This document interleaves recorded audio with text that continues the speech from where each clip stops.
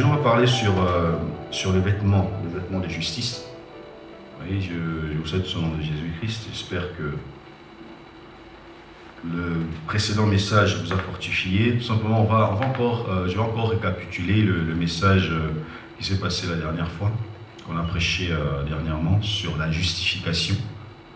Pourquoi? Parce que il est prouvé que c'est toujours mieux de récapituler, de faire un résumé. Pourquoi? Parce que cela reste plus facilement dans la tête des gens. Ouais. Pourquoi? Parce que même, c'est prouvé par des psychologues que en récapituler, faire le résumé de ce que vous avez vu, de ce que les gens apprennent, c'est toujours une bonne chose pour que cela reste dans le cœur, dans la pensée des gens. Et comme c'est la parole de Dieu, et Dieu nous demande de garder sa parole. Alors la meilleure façon de garder sa parole, c'est de la répéter à chaque fois, c'est de la méditer. Alors je vais faire un peu récapitulatif sur la justification, sur le précédent message. La justification, on a dit que la justification d'abord c'est l'action de justifier. C'est-à-dire que pas la justification d'un homme, mais la justification de Dieu. Donc c'est Dieu qui déclare quelqu'un juste. À n'importe quelle personne, mais la personne, le pécheur qui a cru en Jésus-Christ. C'est-à-dire la justification, en termes juridiques, c'est l'acquittement. C'est-à-dire quoi? L'acquittement, c'est le renvoi d'un accusé déclaré juste.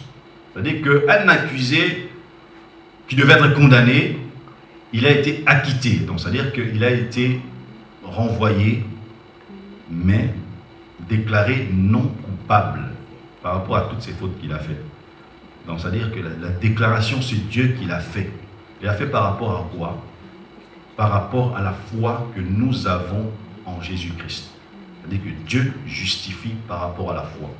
Et la justification, c'est quoi? C'est juste une acte... c'est quoi? C'est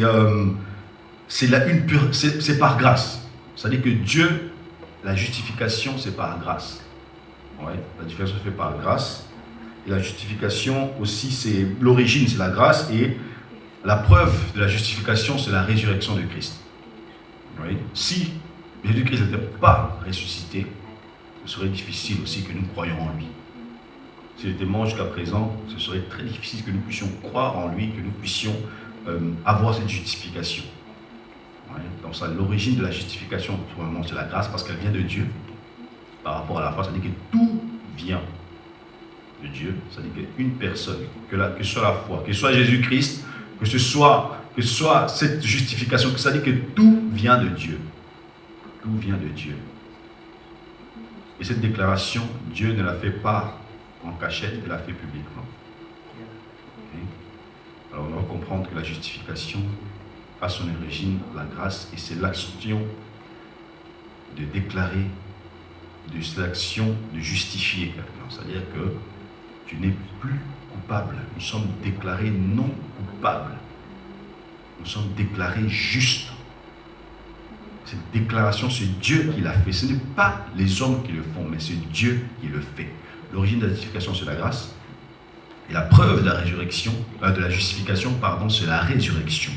Et ça, c'est très important. Alors, le terme d'aujourd'hui, c'est le vêtement de justice. C'est très important. Toute la parole est importante, parce que nous devons reconnaître que la parole de Dieu, elle ne passera pas. Elle me dit que le monde, les cieux et la terre passeront, mais la parole du Seigneur ne passera pas. Ça, c'est très important de reconnaître ça. C'est pour ça que nous allons parler. Pourquoi? Parce que les vêtements ont une signification dans la parole de Dieu. Les vêtements, ça signifie, c'est le symbole de la justice. Ouais. Nous allons comprendre que beaucoup de personnes cherchent à se justifier d'une manière ou d'une autre. Beaucoup de personnes cherchent à avoir une certaine justification de eux-mêmes. Oui. Et cette justification, c'est aussi un vêtement. Oui. Vous allez comprendre que dans la parole, comme je viens de le dire, le vêtement, c'est le symbole de la justice. D'abord, je vais quand même donner un peu un exemple, parce qu'il y a deux significations par rapport au vêtement de la justice dans la parole de Dieu. La première, c'est la provision de grâce assurée par Dieu par rapport à toute personne qui croient en Jésus-Christ. Donc c'est là une provision de grâce assurée par Dieu pour le salut, en toute personne qui a la foi en Jésus-Christ. Donc c'est la provision de grâce que Dieu donne à toutes les personnes qui ont reçu le salut.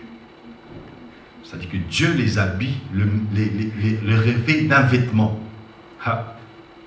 Dieu le revêt d'un vêtement, pourquoi? Pour identifier que ça, ce sont les miens. Ils sont habillés d'une telle façon et d'autres d'une telle façon. Ça, c'est le premier point. On appelle ça aussi le vêtement de salut. On va voir sur la parole de Dieu, le vêtement de salut ou le manteau de délivrance. C'est-à-dire que Dieu, une fois que Dieu, à travers Jésus-Christ, te rachète par ta foi en Jésus-Christ, Dieu te met un habit. Te met un habit, on appelle ça vêtement de salut. Pourquoi? Parce que c'est la provision de grâce que Dieu assure pour le salut de toute personne qui croit en Jésus-Christ. Oui, te met un vêtement de salut. Et il te donne aussi, ça s'appelle aussi un manteau de délivrance. Comme c'est lui qui t'a délivré, il te donne un manteau pour montrer réellement que tu es délivré, que tu es libéré. Oui, ça c'est le premier point pour le vêtement de la justice. Et le deuxième point, pour la signification du vêtement de la justice, c'est les œuvres justes des saints. Oui, des saints, c'est-à-dire on appelle ça aussi les vêtements de fin lin. Oui, les vêtements de fin lin, c'est-à-dire les œuvres justes. Très important de reconnaître cela. Pourquoi? Parce que beaucoup de personnes pensent que les vêtements de justice sont seulement par rapport aux œuvres que les saints doivent pratiquer. Non. Premièrement, d'abord, ça vient de Dieu. C'est la provision de Dieu.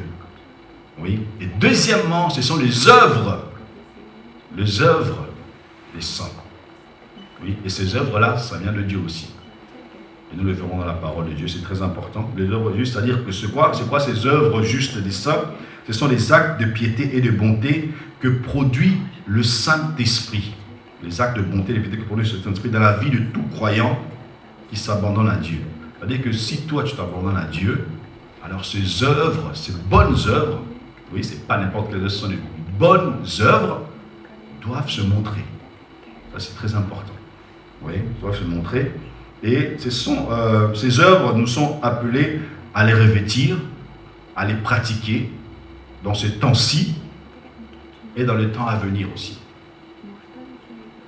Vous allez comprendre que c'est très important. Si ce sont des œuvres, si tu as vraiment un manteau de justice, si tu as le manteau de la délivrance, un vêtement du salut, tu es appelé aussi à marcher en conformité de cela, c'est-à-dire à pratiquer les bonnes œuvres. On va voir des versets, ce sera plus facile pour expliquer. Oui.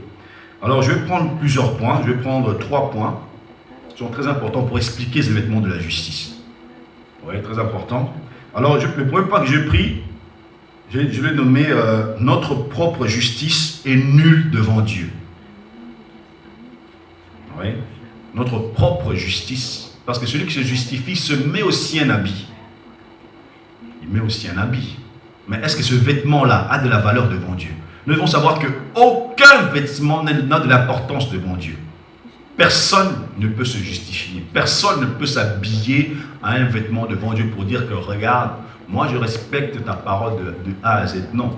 Si c'est en dehors de Christ, personne. Oui. Alors aujourd'hui, on va voir quand même plusieurs versets qui sont très importants et je demande bien qu'on aille assez vite par rapport à ça. On va prendre Genèse chapitre 3, verset 21. L'Éternel Dieu fit à Adam et à sa femme des habits de peau dont il les revêtit. D'accord. On voit que malgré les péchés qu'ils ont commis, malgré cette chute qui jusqu'à présent est dans le monde, ce péché qui nous a séparés de Dieu, et vous allez voir l'amour de Dieu, ce Dieu si grand, ce Dieu si énorme, ce Dieu de grâce. Mais parce que sa grâce se manifestait dès les jardins d'Éden. Malgré la chute, la grâce de Dieu s'est manifestée. Vous allez comprendre que Adam et Ève ne se sont même pas excusés devant Dieu. Ils ne sont pas excusés, ils ne sont pas repentis devant Dieu. Au contraire, ils ont accusé Dieu. Chacun a accusé l'autre. Et pour finir, Adam même a accusé Dieu. Il dit, moi, c'est la femme que tu m'as donnée. C'est-à-dire donner toute la responsabilité à Dieu. Malgré ça, ils sont partis prendre quoi? Des feuilles de figuier. Ils se sont revêtus. Mais Dieu a regardé, c'est ce quoi? C'était eux leur propre justice. Oui? Parce que la dignité, c'est signe de péché. Eux, c'était pour eux, ils se sont justifiés. Eux, pour eux, tout ce qu'ils ont dit à Dieu, c'était bon, ça suffisait. Mais aux yeux de Dieu, ça ne suffisait pas, ça. C'est-à-dire que si Dieu ne justifie pas, la justification de tout homme est nulle. Eux, ils ont dit, Seigneur, on t'a déjà donné notre point de vue de la chose. Et la femme, pourquoi tu as fait ça? Non, c'est le serpent. Il a dit à Adam, pourquoi tu as fait? Non, c'est la femme que tu m'as donnée. Oui, c'est-à-dire que chacun se revêtait de sa justice. Chacun caché. Il a dit, non, attends, moi je suis innocent, regarde, bon, j'ai mes feuilles, j'ai mes vêtements. Aux yeux de Dieu, Dieu voit toujours leur unité. Parce que quand ce n'est pas Dieu qui justifie, toute justification de l'homme est nulle. Dieu justifie seulement par grâce. Amen. La Bible dit, l'Éternel Dieu fit à Adam et à sa femme des habits de peau et il les en revêtit. Ça c'est très important, que c'est Dieu qui nous revêt des vêtements de justice. C'est lui qui donne le manteau de la délivrance. C'est lui qui donne le manteau, le vêtement du salut. Ça vient de Dieu, ça ne vient pas des hommes. Et quand c'est Dieu qui justifie, tu es vraiment justifié. C'est pour ça qu'on appelle ça le vêtement de justice, pour prouver vraiment que Dieu est clair. Adam et Ève étaient justifiés devant Dieu. C'est Dieu qui les a justifiés. Pas par rapport à ceux qu'ils étaient. Pas par rapport... Ils n'ont rien fait. Quand je regarde ce qu'ils ont fait, ils n'ont rien fait de bon. Ils n'ont rien fait de bien. Mais Dieu les justifie. Par rapport à quoi? Par rapport à la grâce. Par grâce.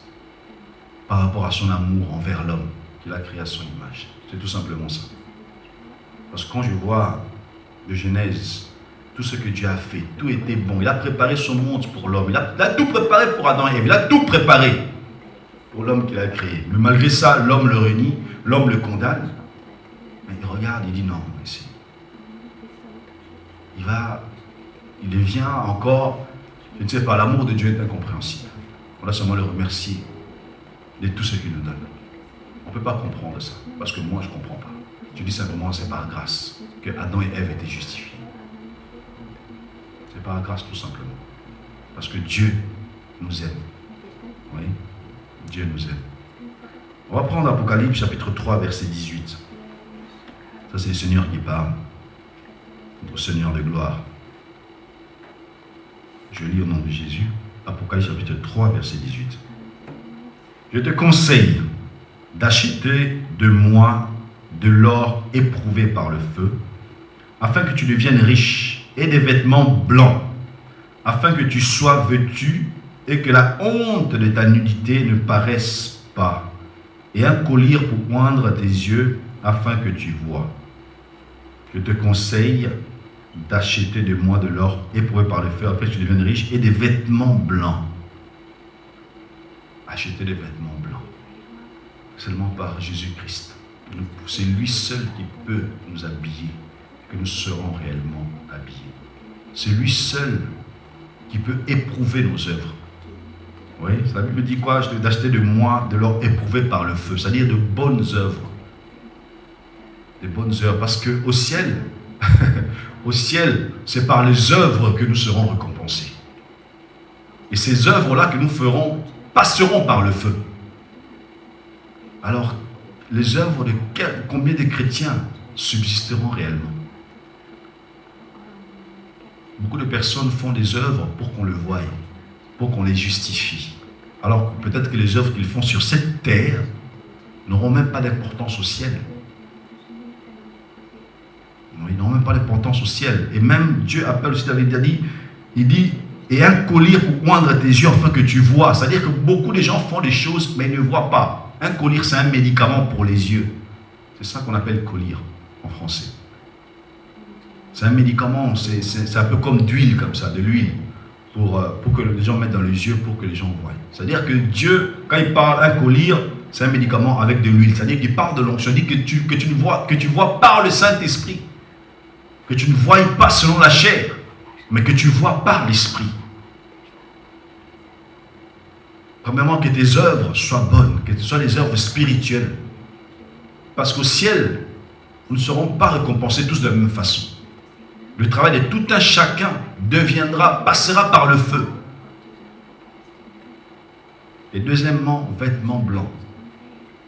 Oui, afin que ta nudité ne se voit pas. Ça, c'est très important de dire ça. Très important de dire ça. Pourquoi? Parce que le Seigneur éprouvera le travail de chacun. Dans la justification, notre propre justice est nulle devant Dieu. Celui seul qui justifie. Mais quand je pense à beaucoup d'autres religions, et je supporte réellement, je soutiens fermement tous ces serviteurs de Dieu qui n'ont pas honte de dire que toutes les autres religions, les autres pensées, les autres convictions, les autres confessions, à part en Jésus-Christ, ont une source démoniaque et satanique. Que ce soit les musulmans, que ce soit les témoins de Jéhovah, que ce soit les bouddhistes, que ce soit des hindouistes, ils ont tous des origines, des fondements sataniques. C'est Satan qui les aveugle à faire n'importe quoi. Ces gens cherchent leur propre justice, qui n'ont pas de valeur devant Dieu. Alors c'est très important de reconnaître que seul Jésus-Christ justifie. Et jusqu'à présent, il est toujours à l'œuvre. Il est toujours prêt à recevoir, à accueillir toutes les personnes qui ouvrent leur cœur. Notre propre justice est nulle devant Dieu. Dieu ne reconnaît pas la justice des hommes, mais celui seul qui justifie. Il est toujours là pour faire grâce à toutes les personnes qui espèrent en lui, qui croient en lui. Très important. Deuxième point, c'est Jésus-Christ devient notre justice. Vraiment, notre justice est nulle devant Dieu. Deuxièmement, Dieu justifie les hommes à travers Jésus-Christ seul. Pas à travers Confucius, pas à travers Mahomet, pas à travers Allah, pas à travers qui que ce soit. Pas à travers William Branham, pas à travers les Mormons, pas à travers... Je cite des noms, pourquoi? Parce que les gens doivent savoir que c'est seul en Jésus-Christ que Dieu justifie. C'est seul la foi en Jésus-Christ que Dieu justifie. Les gens doivent le reconnaître. Les gens doivent savoir que en Christ, nous avons la justification. C'est en Christ que Dieu revêt les gens. C'est en Christ que Dieu met le manteau. C'est en Christ que Dieu nous donne ses vêtements de justice. C'est en Christ que Dieu efface nos péchés. C'est en Christ que Dieu nous rend juste, nous rend libres. C'est ça qui donne un manteau de délivrance. C'est seul en Christ. Nous sommes à la fin du temps. Satan est en train d'aveugler plusieurs personnes. Il est en train de corrompre plusieurs personnes. Si vous ne dites pas aux hommes que l'homosexualité est un péché devant Dieu, vous faites mal. Certaines personnes maintenant disent quoi? Non, je suis né comme ça. Oui, ça se pourrait qu'ils naissent comme ça. Ça veut dire que si tu es né comme ça veut dire que tu es né avec un démon. Et tu dois être libéré. C'est ça ce que beaucoup de gens disent actuellement. Je suis né comme ça, je peux rien faire. Si, il y a beaucoup de gens qui naissent avec des démons. Démons de surdité, démons d'aveuglement, démons d'homosexualité, démons de n'importe quelle maladie. Ce sont des démons que tu as en toi qui te poussent, toi un homme, toi une femme, à te comporter comme un homme, toi un homme à te comporter comme une femme. Et tu dois être libéré, tu dois être délivré de ça. Il ne faut pas tolérer certaines choses. Alors si on ne dit pas ça aux hommes, ils vont trouver ça normal. Ils commencent même à dire non, même les animaux aussi, ils ont parfois des relations homosexuelles entre eux. Oui, mais Dieu ne nous a pas créé des animaux. Nous ne sommes pas des animaux, nous sommes créés à l'image de Dieu. Si toi tu prends un animal, va vivre chez les animaux, mais nous, mais je te dis que c'est Satan qui veut te rabaisser à un niveau si bas pour faire mal à ton Créateur, pour faire mal à ton Dieu. C'est ça ce que Satan veut. À travers ta souffrance, à travers ton comportement bizarre, à travers ces genres de choses que tu fais. C'est Satan qui t'influence à le faire. Pourquoi? Parce qu'il veut faire mal à Dieu. Alors révolte-toi. Si toi, tu as des tendances homosexuelles, tu as des tendances pédophiles, tu as des tendances de vol, révolte-toi. Révolte-toi contre ces esprits. Parce que Satan ne voudra jamais de ton bien. Il ne veut que tu sois toujours aveugle. Il ne veut pas que tu marches dans la lumière. Il ne veut pas que tu viennes vers la lumière. Si vous avez des personnes de votre entourage, n'ayez pas peur de leur passer le message. C'est seul à travers Christ, seul, que Jésus-Christ, que Dieu nous justifie. Jésus-Christ devient notre justice. On va prendre Ésaïe 61, 10. Je me réjouirai pleinement en l'Éternel, mon âme sera ravie de l'allégresse en mon Dieu, car il m'a revêtu des vêtements du salut, il m'a couvert du manteau de la justice, comme la fiancée sans lui parure tel un sacrificateur, comme la fiancée se pare de ses entours. Amen. Très important. Mon âme sera ravie d'allégresse en mon Dieu, car il m'a revêtu des vêtements du salut, il m'a couvert du manteau de délivrance. Très important de reconnaître que toute personne justifiée par Dieu, par Jésus-Christ, a un manteau. Même si les hommes ne voient pas ça, mais toi tu dois savoir que tu as un manteau, un vêtement de salut, un manteau de délivrance. C'est-à-dire que Dieu te revêt, que Dieu te met ça. Très important de reconnaître cela. Très important de reconnaître que toute personne qui a la foi en Christ, Dieu te met à côté. La différence doit être là. La différence doit être là. Sinon, si nous n'avons pas de différence, parce que beaucoup de personnes disent oui, c'est à travers le Saint-Esprit. Oui, c'est vrai, à travers le Saint-Esprit qui est en nous, mais spirituellement aussi, Dieu nous met un habit. Nous avons un habit que Dieu nous met.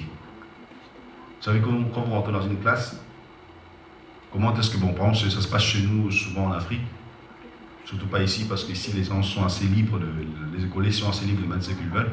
Chez nous, en Afrique, au Congo, on voit souvent les écoliers mettre des pantalons, le haut, chemise blanche, et puis le pantalon bleu. Ou bien un short bleu pour les plus petits. Donc, c'est-à-dire qu'on reconnaît facilement que non, ceux-là, ce sont des écoliers. C'est-à-dire qu'on les reconnaît par leur habillement. C'est comme ça aussi. Spirituellement, Satan nous reconnaît aussi comme ça. C'est que celui-là, il a un manteau de salut. C'est Dieu de Dieu qu'il a. Oui, c'est de Dieu qu'il a. Très important de reconnaître que nous avons cela. Et ça, c'est une joie pour nous. C'est une joie pour nous. Et nous savons que nous avons un vêtement de salut. Nous avons un manteau de délivrance qui montre que nous sommes réellement délivrés. Nous sommes réellement libres. Amen. Très important de reconnaître cela. Je vais encore continuer un peu plus bas, toujours dans Ésaïe, veuillez m'excuser. Comme le fiancé sort d'un diadème et la fiancée se pare de joyaux. C'est-à-dire que ces vêtements-là, on les compare à un fiancé ou une fiancée qui se pare d'un joyau. C'est-à-dire que, imaginez-vous un peu le jour des fêtes d'un marié ou d'un fiancé ou d'une fiancée. Il ne s'habille pas n'importe quoi, n'importe comment. C'est-à-dire que ces vêtements-là ont de la valeur. Ce sont des vêtements de fête que nous avons. Nous nous préparons. C'est-à-dire que le Seigneur nous met ce manteau pour nous préparer déjà une fête qui va venir. Aux noces. Et nous l'avons déjà jusqu'à présent. Et ce n'est pas n'importe qui rentrera dans cette noce-là. Si tu n'as pas ce vêtement, tu ne rentreras pas. C'est pour ça que nous devons être dans la joie. Pourquoi? Parce que notre destination, c'est là-haut. Notre destination. C'est-à-dire que ces vêtements-là nous donnent libre accès. Oh là là. Libre accès devant la présence de notre Dieu. Et Ésaïe dit, je me réjouirai en l'Éternel. C'est une joie d'être élu par Dieu. C'est une joie d'avoir ce manteau. Oui. Pour ça, je parle d'abord des revêtements du Seigneur. De l'œuvre, parce que le vêtement de justice, c'est d'abord Dieu. Avant d'arriver aux œuvres que Dieu a fait, c'est d'abord le vêtement qu'il nous met. C'est ça un vêtement, c'est vraiment un vêtement, c'est vraiment un habit. Oui. Parce que moi, on m'expliquait quand j'avais commencé, quand j'étais jeune converti, quand on m'expliquait les vêtements de justice, on parlait tellement, non, les vêtements de justice, c'est quoi? C'est directement les œuvres des chrétiens, les bonnes œuvres des chrétiens. Alors je ne comprenais pas trop, je dis, mais comment se fait que, comment vêtements de justice ça a à voir avec bonnes œuvres? Alors la première explication, en méditant la parole de Dieu, la première explication, c'est quoi? C'est d'abord un vêtement que Dieu nous revêt. Très important de savoir, très important de reconnaître cela. On va prendre Matthieu chapitre 6, verset 33. Cherchez premièrement son royaume et sa justice, et tout cela vous sera donné par-dessus. D'accord. Il y a un premièrement et un deuxièmement. Oui. On dit premièrement le royaume et la justice de Dieu. Un premièrement, deux choses. Oui. Premièrement, le royaume et la justice. Oui. C'est-à-dire que si tu trouves le royaume, tu rentres dans le royaume. Avant de rentrer, tu es d'abord justifié par Dieu et puis tu rentres. Oui. Beaucoup de personnes ont trouvé le royaume, mais sont arrêtées devant la porte du royaume. Ne veulent pas être justifiées devant Dieu. Ne veulent pas s'abandonner à Dieu. Oui. Ils ont cherché, ils savent où trouver le royaume. Ils savent comment entrer dans le royaume, mais ne veulent pas être justifiés par Dieu. Par arrogance peut-être, par peur d'abandonner le monde. Oui. Mais plusieurs préfèrent le deuxièmement. Et toutes choses vous seront données par-dessus tout. Il faut faire d'abord avoir toutes choses avant de rentrer dans le royaume. Alors ces toutes choses-là, chez Dieu, ils pensent que ça va trop durer. Ils préfèrent avoir tout le monde autrement. Et puis quand ils cherchent cette autre chose que Dieu donne, premièrement quand tu rentres dans son royaume, quand Dieu donne toutes ces choses, quand ça tarde pour eux, ils préfèrent mieux l'avoir autrement. À travers des fétiches, à travers je ne sais pas quoi. À la fin, ils oublient Dieu. Mais quand ça commence à devenir amer, maintenant ils commencent encore à rechercher Dieu. Ouais. Pourquoi? Parce que c'est le seul Dieu qui justifie et qui protège. Donc c'est-à-dire que on doit premièrement rechercher le royaume et la justice de Dieu. C'est-à-dire que toute personne qui a accès au royaume, avant de rentrer au royaume, si tu trouves le royaume, entre. Par rapport à là, tu seras justifié. Et puis tout ce que tu voudras te sera donné. Et toutes ces choses vous seront données par-dessus. Oui. Les gens veulent tout avoir, mais ne veulent pas entrer au royaume, ne veulent pas se soumettre au royaume, ne veulent pas suivre les principes du royaume. Ce principe simple. Toute personne peut obéir, très simple même. La foi en Christ Jésus pour que tu sois justifié. Beaucoup de gens ne veulent pas ça. Beaucoup de gens ne comprennent pas ça. Amen. On va prendre Romains 13, 14. Mais revêtez-vous du Seigneur Jésus-Christ et ne vous mettez pas en souci de la chair pour en satisfaire les convoitises. Ça c'est très important. On dit quoi? De nous revêtir de Jésus-Christ. Pourquoi? Parce que c'est lui notre justice. Jésus-Christ est devenu notre justice devant Dieu. La foi en Christ Jésus-Christ nous justifie. La Bible dit quoi? De nous revêtir. Pourquoi? Parce que c'est lui la seule justification que Dieu reconnaît dans l'univers. C'est lui la seule justice. C'est lui qui a été frappé pour l'humanité. C'est lui qui a été mis à mort. C'est lui qui a été humilié.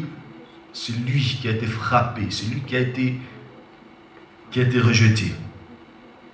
Mais c'est de lui seul aussi, qu'à travers son sang précieux, que Dieu nous justifie. La Bible dit quoi? Que de nous revêtir. Là, c'est par rapport aux œuvres que nous allons voir maintenant, troisième point. Il dit, mais revêtez-vous du Seigneur Jésus-Christ et n'ayez pas soin de la chair pour satisfaire les convoitises. C'est-à-dire quoi? Si tu te revêts de Christ, tu deviens un homme spirituel. On verra les fruits de l'esprit. Mais si tu ne le fais pas, c'est la chair qui dominera. Et là, l'apôtre Paul donne un avertissement aux Romains. Il leur dit quoi? Revêtez-vous plutôt de Christ, que les gens voient Christ en vous.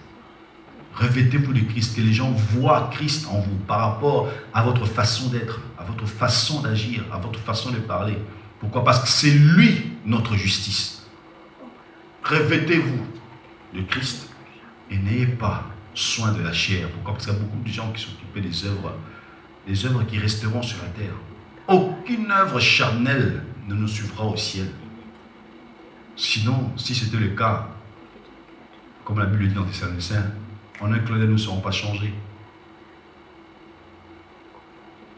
Ouais. C'est avec cette chair qu'on montera, peut-être chacun prendra sa chaise, chacun prendra sa Bible, non, mais en un clin d'œil, tout ce qui sera physique restera ici. Ça, c'est ce que les gens doivent connaître. Alors, n'ayez pas soin de la chair pour en satisfaire les désirs, les convoitises. Pourquoi? Parce que la chair n'est jamais satisfaite. Ce corps pousse toujours les gens à pécher. Il te dira, fais ceci, fais cela. J'ai regardé la radio tout à l'heure. On parlait d'un acteur très connu qui vient de mourir il n'y a pas très longtemps. C'était Omar Sharif. Ouais, on parlait de lui et tout ça. On a parlé qu'il y avait un de ses amis qui disait non, je l'invitais parfois au restaurant. Il venait au restaurant manger là quand il était en France, à Paris. Et il ne prenait jamais une bouteille de vin ou de cidre, je sais pas, qui coûtait pas moins de 500 ou bien 1500 euros. Alors j'étais étonné de la somme. J'ai dit quoi, attention qu'on fait une blague ou quoi? Alors, quand il a dit ça, moi je dis ah bon? J'ai dit mais, puis je pensais, je dis mais il est mort. J'ai dit mais Omar Sharif il est mort il y a quoi, ça va faire bientôt une année.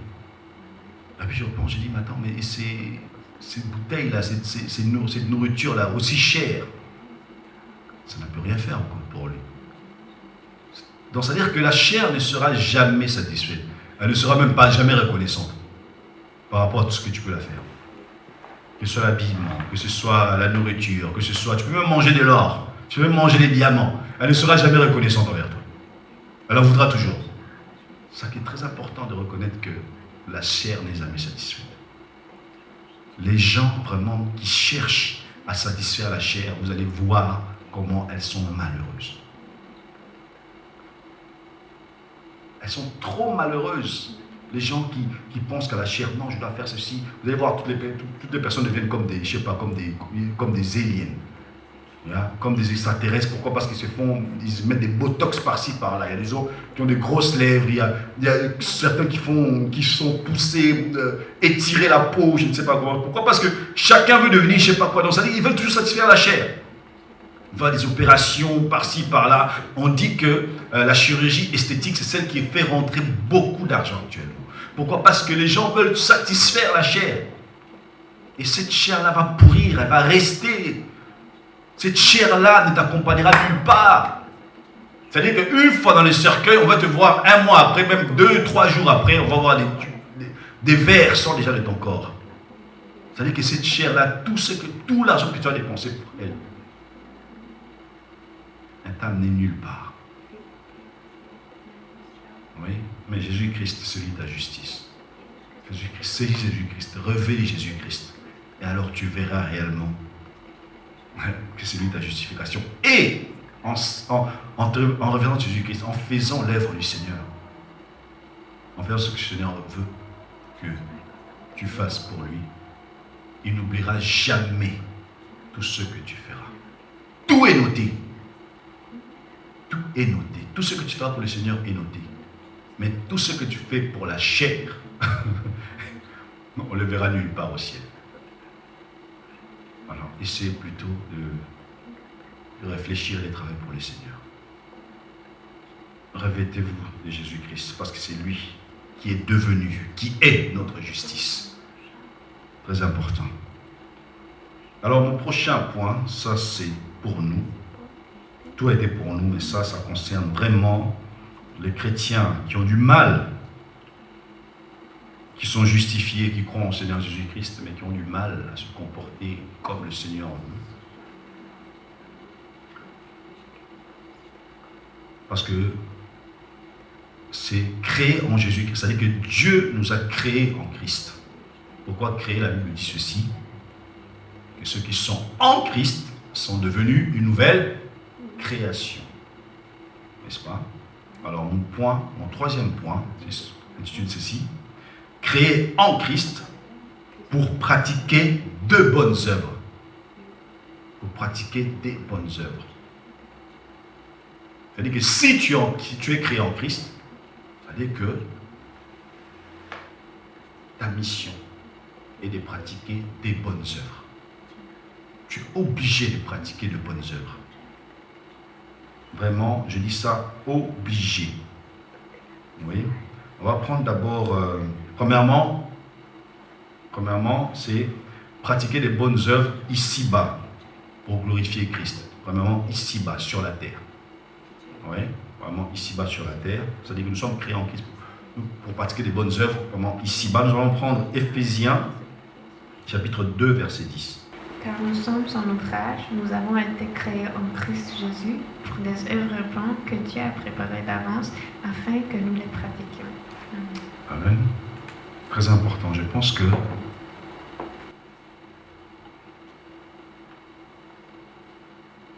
si nous savons que nous sommes l'ouvrage du Seigneur, car nous sommes son ouvrage, ayant été créés en Jésus-Christ, pour des bonnes œuvres. Nous sommes créés pourquoi? Pour des bonnes œuvres. Nous sommes justifiés pourquoi? Pour de bonnes œuvres. Répartis aussi réellement que nous avons un manteau, un vêtement. C'est-à-dire que une fois que tu crois en Christ, tu rentres dans le chemin du Seigneur. Un chemin du Seigneur qui t'est spécialement destiné à toi seul, pas à un autre, à toi seul. Et sur ce chemin-là, Dieu a mis quoi? A mis plusieurs bonnes œuvres. Vous voyez? Et ces bonnes œuvres, on va les lire maintenant. On va prendre Colossiens chapitre 3, verset 12. Ainsi donc, comme des élus de Dieu, saints et bien-aimés, revêtez-vous d'ardente compassion, de bonté, d'humilité, de douceur, de patience. D'accord. Amen. Revêtez-vous des sentiments de compassion. Il y a des chrétiens qui n'ont pas pitié des gens. Ça sont des bonnes œuvres que nous allons montrer aux autres. C'est-à-dire qu'une personne, même dans la souffrance, un chrétien le voit comme ça, il dit non, peut-être qu'elle fait semblant. Elle veut seulement que je donne de l'argent, bien que je l'aide, et puis c'est bon. Mais ça, c'est pas ton problème. Les chrétiens sont devenus insensibles. Ils n'ont pas pitié des gens. J'avais vu dernièrement un petit enfant qui faisait semblant d'avoir les pieds cassés, et il s'était caché, je ne sais pas dans quel pays c'était. Il avait mis un manteau, un petit drap sur lui pour qu'on ne voit pas qu'il cassait ses pieds. Il demandait de l'argent. Alors j'ai vu des policiers venir comme ça, qui avaient remarqué ce que l'enfant faisait. Ils ont dit, ils ont obligé l'enfant à se lever. Quand l'enfant s'est levé, on a réellement vu qu'il était bien et tout ça. Alors j'ai vu beaucoup de gens passer cette image-là à la télévision et puis sur l'écran et tout, sur Facebook, sur les réseaux sociaux. Et beaucoup de gens se moquaient de ça. Je vois des commentaires même des chrétiens qui disent « Non, mais attends, c'est pour ça que j'aime pas aider ces gens-là et tout. » Mais qui vous dit que ces gens ne sont pas dans la souffrance? Parce que la souffrance, ça pousse parfois des gens à mentir sur leur vie. Pourquoi? Parce qu'ils ont besoin d'aide. Combien de personnes n'ont pas menti sur leur vie parce qu'ils ont besoin d'aide? Alors moi, je vous conseille d'avoir pitié de certaines personnes. Tu n'as pas besoin de demander si elle est bien ou n'est pas bien. Si la personne, tu sais que la personne a besoin, aide-la. C'est entre toi et ton Dieu. Dieu nous a créés en Christ. Il a mis des bonnes œuvres sur notre chemin pour que nous les pratiquions. Alors pratiquons des bonnes œuvres. Ayez pitié des gens. Si tu as le moyen, l'occasion d'aider une personne, aide la personne. La Bible dit ceci, que celui qui peut faire le bien et ne le fait pas commet un péché. C'est important de savoir. Les sentiments de compassion, les sentiments de bonté. Être bon. Beaucoup de gens ne sont plus bons. Tu n'as pas pitié. Tu n'es même pas bon. C'est-à-dire que même je sais pas, on te demande même d'aider un frère ou une soeur pour je ne sais pas, n'importe quoi. C'est-à-dire que on voit un chrétien toujours le visage crispé, toujours, je sais pas, c'est-à-dire que tu ne reflètes rien de positif. Rigoler même, ça devient difficile. Alors que nous avons l'esprit de joie. La Bible dit que nous devons toujours être joyeux. Ça, dans la vie de plusieurs chrétiens, ça devient rare. Amen. C'est vraiment rare. D'humilité, non. Ce sont des bonnes œuvres. C'est la liste des bonnes œuvres que je dis. L'humilité. Beaucoup de chrétiens ne sont plus humbles. Comme je suis serviteur, comme je suis pasteur, Dieu m'a nommé, j'ai la révélation, Christ m'est apparu. Alors personne ne peut marcher dessus.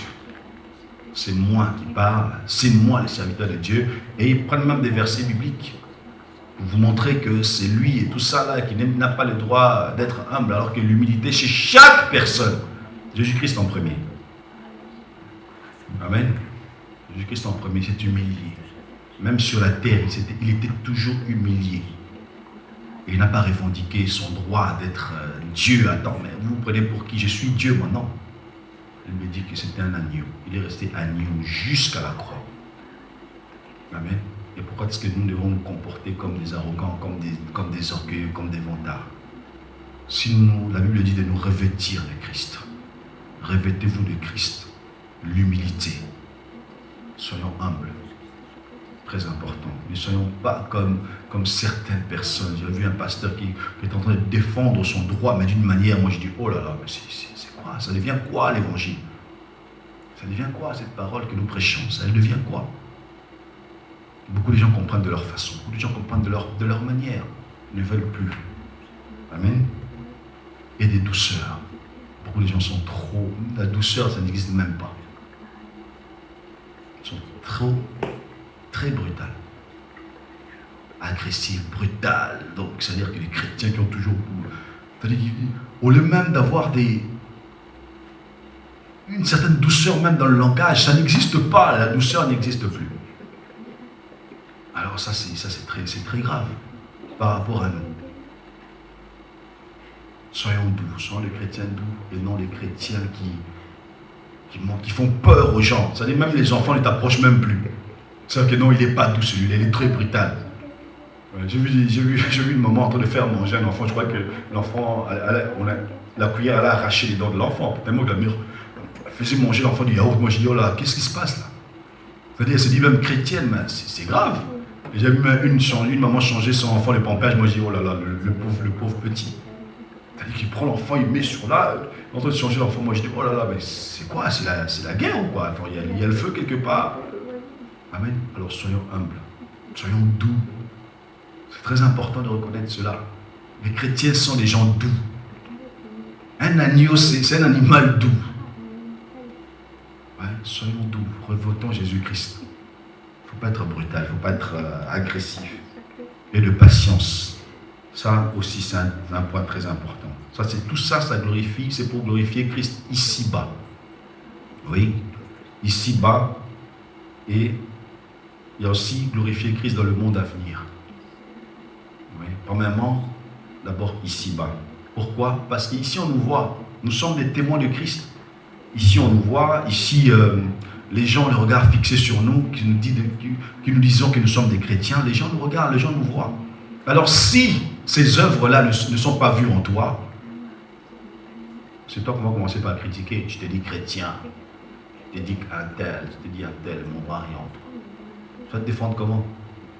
Parce que Dieu a mis ses bonnes œuvres pour que toi tu les pratiques. Tu ne les pratiques pas. Amen. Je vais un peu aller vite. Je vais prendre Tite chapitre 3 verset 8. Cette bonne parole est certaine et je veux que tu affirmes ces choses afin que ceux qui ont cru en Dieu s'appliquent à pratiquer de bonnes œuvres. Voilà ce qui est bon et utile aux hommes. On parle encore de pratiquer des bonnes œuvres. Ceux qui ont cru en Dieu, pas n'importe qui, ceux qui ont cru en Dieu. C'est-à-dire que toi et moi, qui avons cru en Dieu, oui, nous sommes appelés à pratiquer des bonnes œuvres. Oui. Et encore 1 Pierre, chapitre 2, verset 12. Pourquoi? Parce que voilà ce qui est bon et utile aux hommes. C'est-à-dire que quand les hommes te verront pratiquer des bonnes œuvres, ils vont faire ce que Dieu dit de faire, ils glorifieront le Seigneur. Parce que la Bible dit quoi? C'est bon et utile de faire cette pratique-là, de pratiquer ces choses. Oui, parce que les hommes ont besoin de ça. Tellement qu'il y a la corruption dans ce monde. Ce monde est corrompu, ce monde est aveugle. C'est-à-dire que beaucoup, ce sera rare. Ça ne va pas devenir mieux. comme les gens disent, les politiciens disent, comme les présidents disent. Dans chaque pays, ça va devenir pire. Là, je vous dis déjà d'avance. Le monde devient pire. Il n'y a rien qui deviendra facile. Tout deviendra pire. Même pour évangéliser, ce sera pire. Ce sera difficile. Si vous attendez que les choses deviennent assez simples, assez faciles, assez douces, oui, vous faites une erreur. Le monde tend vers sa fin. Tout deviendra pire. Rien ne sera facile. Rien ne sera rien ne sera gratuit dans ce monde. Tout sera avec de l'argent. Les gens, il y aura plus de voleurs, plus de malfaiteurs, plus de terrorisme. Tout deviendra pire. Ce qu'on vous promet par vos ministres, par vos présidents, par je ne sais pas qui, ce n'est pas ce que la parole nous dit. La parole nous dit dans le dernier temps, il y aura beaucoup de choses graves. Oui. Et c'est ça que le Seigneur, ce n'est pas ça que le Seigneur dit, ce qu'on vous dit. Beaucoup de gens se chauffent pour voir comment est-ce que va l'économie, comment combattre le terrorisme, comment combattre la criminalité, comment combattre le chômage, comment combattre... C'est-à-dire que tout cela, je vous dis qu'il n'y aura rien de bon. Là, je vous préviens déjà. 1 Pierre chapitre 2, verset 12. Ayez au milieu des païens une bonne conduite. Ayez au milieu des païens une bonne conduite, pas une sale conduite. Non, certaines personnes disent, non, attends, mais Paul a dit que je me fais païen pour gagner des païens. Non. Paul ne s'est pas comporté comme un païen. Oui, il ne faisait pas ce que les païens disaient. Il avait revêtu Jésus-Christ pour gagner les païens. C'est-à-dire que sa conduite était bonne au milieu des païens. Il n'avait pas une même conduite avec les païens. Non, il était au milieu des païens, mais il marquait la différence par rapport aux païens.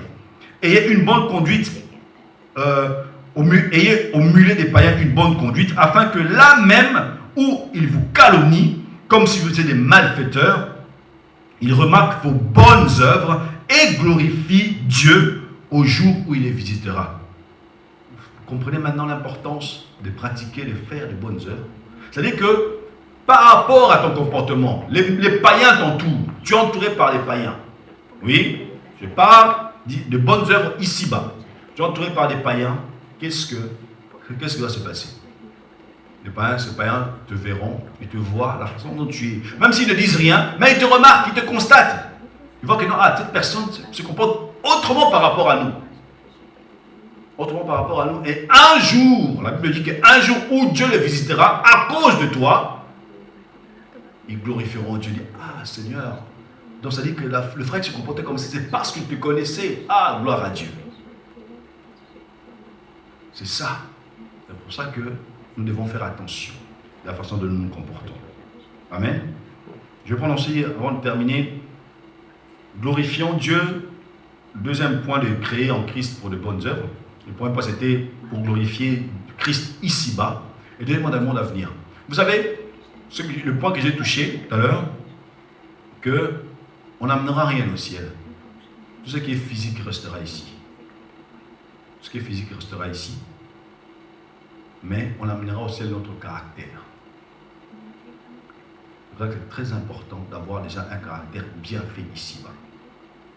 Oui, parce que nous aurons besoin de cela au monde à venir. Nous sommes créés en Christ pour de bonnes œuvres, probablement ici-bas, pour que les hommes nous voient. Et puis deuxièmement, au ciel. Pourquoi? Pour que ça nous servira en... Oui, il n'y a personne avec un sale caractère qui va monter au ciel. Très important. Je vais prendre Romains chapitre 2, verset 7.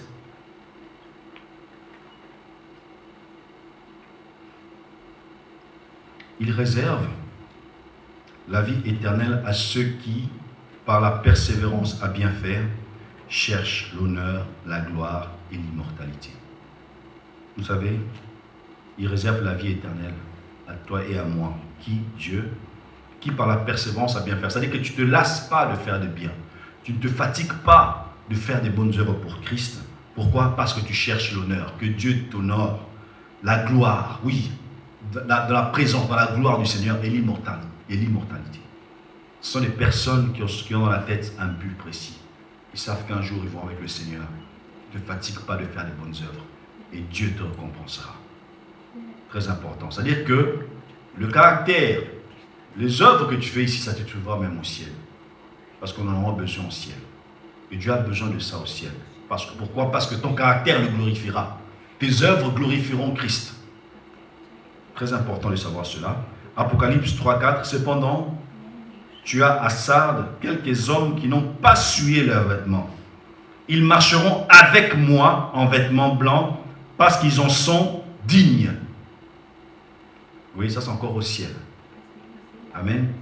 Cependant, tu as à Sardes quelques hommes qui n'ont pas souillé leurs vêtements. C'est-à-dire que tu marches tellement dans la crainte, dans les bonnes œuvres, dans la crainte du péché. Tu marches tellement, tu ne veux pas de compromis avec le monde. Tu cherches qui n'ont pas sué leurs vêtements. Tu sais que tes vêtements ne sont pas sués parce que c'est un vêtement spirituel que nous avons.